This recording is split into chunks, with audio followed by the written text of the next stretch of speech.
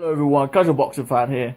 Just a quick review of the Mizukyo Iyato v Jamel Herring fight, and I got my prediction wrong. We have a new WBO Super Featherweight champion in Jamel Herring.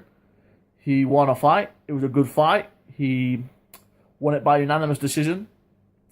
It was a close fight in some ways, and in other ways not. And what I mean by that is the early rounds were all Jamel Herring. He was controlling the distance, using his angles, jabbing well, working the 1-2, not allowing Iyato to get inside, knocking Iyato off balance, because you're shooting that right hand to the body very nicely. That was keeping Iyato off balance. And Iyato couldn't really get any offense going, you know. Jamel Herring hit, stepped back, pulled away, didn't go straight back on the ropes, didn't get caught on the ropes, was circling off. Those first 5 rounds were beautiful boxing by Herring. He really did a fantastic job and neutralized the offense of Iyato. I left him as a sitting duck, you know. Iyato needed to use his jab more, set up his punches more, but he was lunging in, you know, he was swinging. He really was stuck in no man's land because he couldn't get inside and work the body and use the uppercuts like he likes to do. I thought that Herring would hold his feet a lot more. That would allow Iyato to work, but Herring didn't hold his feet. He was moving well and he was moving good.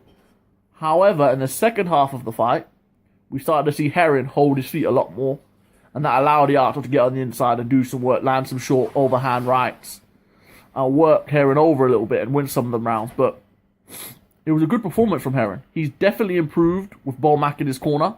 I think the work with Crawford and that camp over there has done him fantastic. He looks better. He looks sharper. He's using his legs a lot more. He's not holding his feet as much. And, you know, when it came to the inside fight, and he was holding his own, he was trying to throw body shots. He looked a bit sharper on the inside with Iyato than he had done in previous fights. So, he looked good. He looked sharp. He looked better. He looked improved. Now, was he good enough to go on and face Miguel Berchelt and beat him? I don't know, but I think that's the fight that should be made next. I think we should be getting Berchelt v. Herring in a unification fight. I think that would be a fantastic fight. I feel that that's the fight next to be made. I feel that they're both were top ranked. They both hold belts. Let's see it. It's the perfect fight. No more of this 4 champions in each weight class. Let's get some unifications going. But where does Iyato go?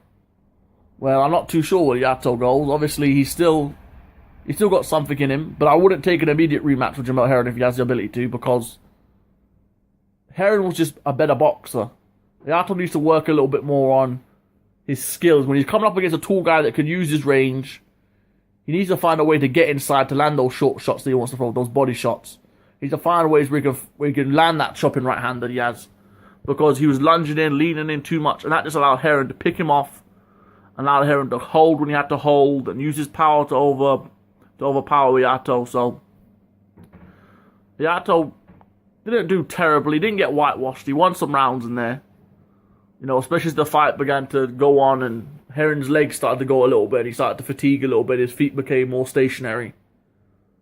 And that's how Iyato... That's the thing with Iyato. If you stand in front of him and you don't move, and you don't have an active jab, like Christopher Diaz, like Ivan Chapakarov did, then he's going to be able to land his shots. But Herring didn't do that. Herring didn't hold his feet. He worked his 1-2 when he had to, and he moved his feet when he had to.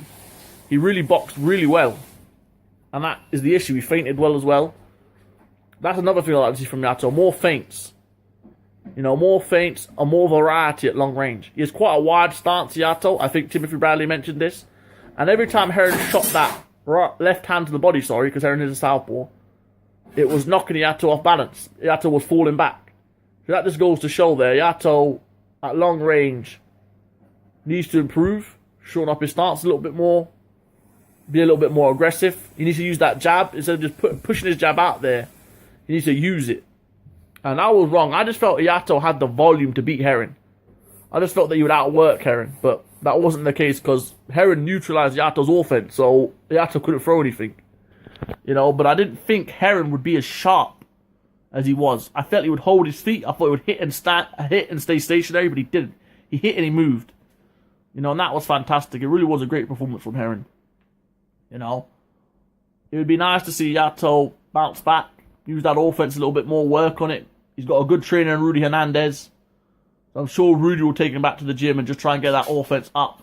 You know, work on the footwork of Iyato so you can close the distance. Use that jab a bit more. Neither man has head movement, but I felt that Jamel Herring had the tighter guard. His guard has definitely tightened up. You know, he wasn't getting hit as clean as much anymore. Yato's defense is very loose, and he was getting hit a little bit more. He found it a little bit hard to get his head out of the way of the jabs.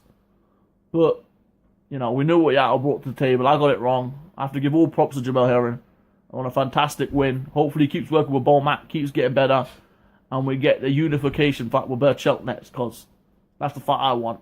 And for Yato, you know, just go back to Japan, maybe take 2 or 3 soft touches for he to up his game, his technical ability.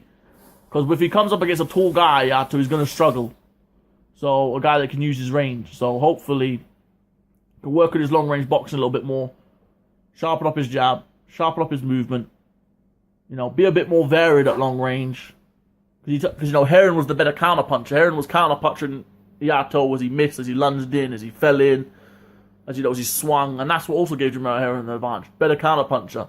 And Yato looked like a good counterpuncher. If you watch the fight against Christoph Diaz and Ivan Chapaklov, he looked like a good counterpuncher. He looked like he could create room and separate from the inside, but that mainly to do with the fact that those are smaller men, and it was easier for him to create room against them. But against Jamel Herring, he was so strong, he couldn't push off and create room. He was really, Herring on the inside was really trying to hold him and smother him. So Herring did a fantastic job. Didn't allow Yato to get that uppercut on the inside because he rested his chin on Yato's shoulder, didn't let Yato push him off. Herring was definitely the stronger man in there. So, it was good to see. Congratulations to Herring. He's a former Marine. So, it's good to see him have some success. Thank you for listening. This was Casual Boxing Fan here.